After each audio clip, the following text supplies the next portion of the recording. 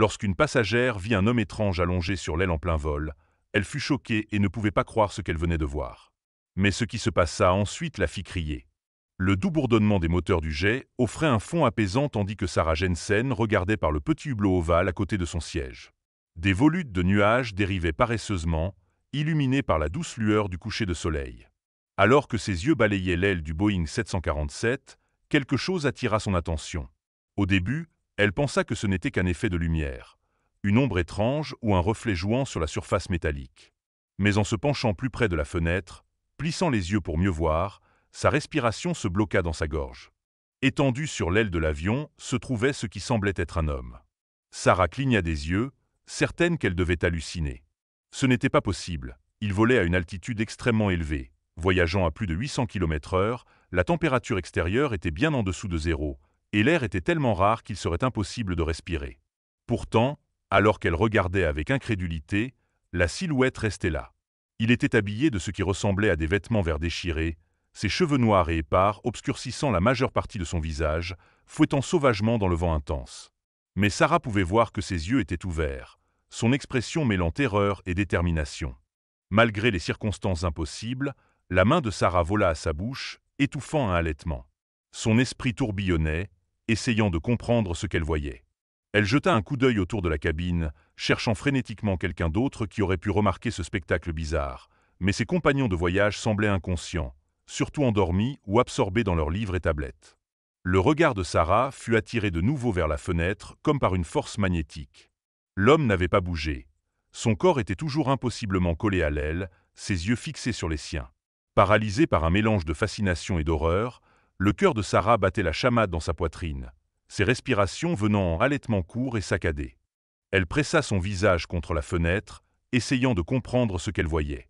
Les yeux de l'homme ne quittaient jamais les siens, implorant silencieusement une aide qu'elle ne pouvait pas fournir. Alors qu'elle fixait la silhouette impossible sur l'aile, l'esprit de Sarah vacilla un instant, repassant les événements qui l'avaient conduite à ce vol. En tant qu'étoile montante dans sa société de marketing à New York, Sarah Jensen avait été sélectionnée pour présenter une offre cruciale à un client potentiel à San Francisco. Ce compte pouvait faire ou défaire sa carrière, et Sarah était déterminée à réussir. Elle avait passé des semaines à préparer cette présentation, perfectionnant chaque diapositive, anticipant chaque question possible. Son sac de cabine était rempli de matériel de secours, et son ordinateur portable était chargé de tableaux et de maquettes méticuleusement préparées.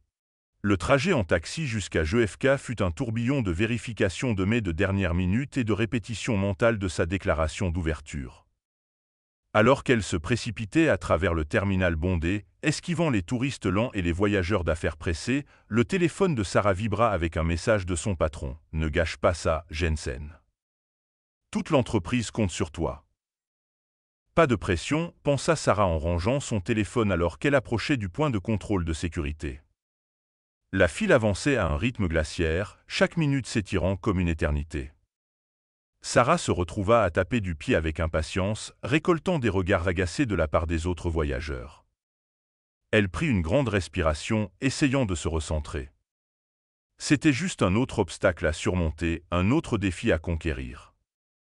Enfin passée la sécurité, Sarah se dirigea vers la porte d'embarquement, seulement pour découvrir que son vol avait été retardé en raison de problèmes mécaniques. La nouvelle ébranla encore plus ses nerfs déjà tendus. Elle arpenta la salle d'attente, révisant sa présentation dans sa tête, à peine consciente des regards agacés des autres passagers. Lorsqu'ils embarquèrent enfin, Sarah s'effondra dans son siège près de la fenêtre, la fatigue la submergeant soudainement. Le stress de la présentation imminente, combiné aux semaines de sommeil insuffisant et de mauvais soins personnels, l'avait laissée épuisée et étrangement détachée. Alors qu'elle rangeait son bagage à main dans le compartiment supérieur, elle ne pouvait pas se défaire du sentiment qu'elle oubliait quelque chose d'important. Lorsque l'avion décolla, Sarah avait essayé de revoir ses notes une dernière fois, mais les mots se brouillaient devant ses yeux. Les vibrations douces de l'appareil, combinées au faible bourdonnement des moteurs, créaient un bruit blanc apaisant qui rendait ses paupières lourdes. Elle appuya sa tête contre la fenêtre fraîche, se disant qu'elle allait juste fermer les yeux un instant. Ce moment s'était apparemment étiré en heures, car Sarah se retrouva maintenant à contempler les nuages peints par le coucher du soleil et l'homme impossible sur l'aile. Alors qu'elle revenait à la réalité, elle se demanda si cette vision étrange était une sorte d'hallucination induite par le stress. Les longues heures, la pression, le manque de repos adéquat, tout cela pourrait contribuer à cette expérience bizarre. Le cœur de Sarah battait la chamade. Elle cligna des yeux rapidement, impatiente que l'homme disparaisse, pour prouver que tout cela n'était qu'une hallucination vive née du stress et de l'épuisement. Mais l'homme sur l'aile semblait tellement réel, ses yeux pleins de peur et de désespoir authentique. Elle pouvait voir la façon dont le vent fouettait ses vêtements déchirés et la tension dans ses muscles alors qu'il luttait pour maintenir son étreinte sur la surface lisse du métal. Soudain, un tremblement violent secoua l'avion. Le signal de la ceinture de sécurité s'alluma, et la voix d'une hôtesse de l'air résonna dans le haut-parleur, demandant aux passagers de rester assis en raison de turbulences imprévues. Elle regarda, horrifiée, alors que les doigts de l'homme commençaient à glisser, et son corps se détachait lentement de la surface de l'aile. Sa bouche s'ouvrit dans un cri silencieux, les yeux écarquillés de terreur alors qu'il luttait contre le vent impitoyable. Le vent l'arracha de l'aile, et son corps disparut dans l'immensité du ciel. Le cri de Sarah perça le bourdonnement silencieux de la cabine, réveillant ses compagnons de voyage. Elle appuya son visage contre la fenêtre, cherchant désespérément un signe de l'homme qui avait disparu dans le ciel qui s'assombrissait. Mais il n'y avait rien, juste l'immense étendue de nuages dans la lumière déclinante du coucher du soleil. « Mademoiselle, ça va ?» demanda une hôtesse de l'air inquiète en posant une main douce sur l'épaule de Sarah, mais elle ne pouvait pas détacher ses yeux de la fenêtre. Il y avait un homme, Altatéel, sa voix tremblante. Sur l'aile. Il est tombé. L'hôtesse échangea des regards inquiets avec un passager à proximité. Sarah pouvait voir le doute dans leurs yeux, l'assumption tacite qu'elle devait être délirante ou peut-être sous l'influence de quelque chose. « Mademoiselle, je vous assure qu'il n'y avait personne sur l'aile, » dit l'hôtesse de manière apaisante. « C'est impossible à cette altitude et à cette vitesse. Peut-être que vous avez fait un mauvais rêve. » Mais Sarah savait que ce n'était pas un rêve. La terreur dans les yeux de l'homme, le désespoir dans son appel silencieux à l'aide, tout était trop réel. Et ses yeux, elle les avait déjà vus il y a longtemps. La réalisation la frappa comme un coup physique, la laissant sans souffle. Alors que l'avion commençait sa descente sur San Francisco, l'esprit de Sarah tournoyait. Elle remarqua à peine l'annonce du capitaine concernant la météo locale et l'heure, ou les hôtesses de l'air se déplaçant dans la cabine pour préparer l'atterrissage. Ses pensées étaient un tourbillon de confusion et d'incrédulité, essayant de concilier ce qu'elle avait vu avec ce qu'elle savait être possible. Le train d'atterrissage se déploya avec un bruit sourd qui tira Sarah de son état de torpeur. Lorsque l'avion toucha la piste, elle ressentit un mélange étrange de soulagement et d'angoisse. Une partie d'elle voulait rien d'autre que de débarquer, de laisser cette expérience surréaliste derrière elle et de se concentrer sur sa présentation. Alors que l'avion roulait vers la porte, les autres passagers commencèrent l'agitation habituelle après le vol. Retrouver leurs sacs dans les compartiments supérieurs, vérifier leur téléphone, discuter de leurs plans. Leur normalité semblait choquante pour Sarah, qui était assise immobile dans son siège, essayant encore de traiter ce qu'elle avait vu. La même hôtesse de l'air d'avant s'approcha, l'inquiétude évidente dans sa voix. « Nous sommes arrivés à la porte. Vous vous sentez mieux ?» Sarah hocha la tête de manière mécanique, forçant un sourire qui ressemblait plus à une grimace. « Oui, merci. Je vais bien. » Mais elle était loin d'aller bien. Alors qu'elle rassemblait ses affaires et quittait l'avion, Sarah se sentait comme si elle se mouvait à travers un brouillard.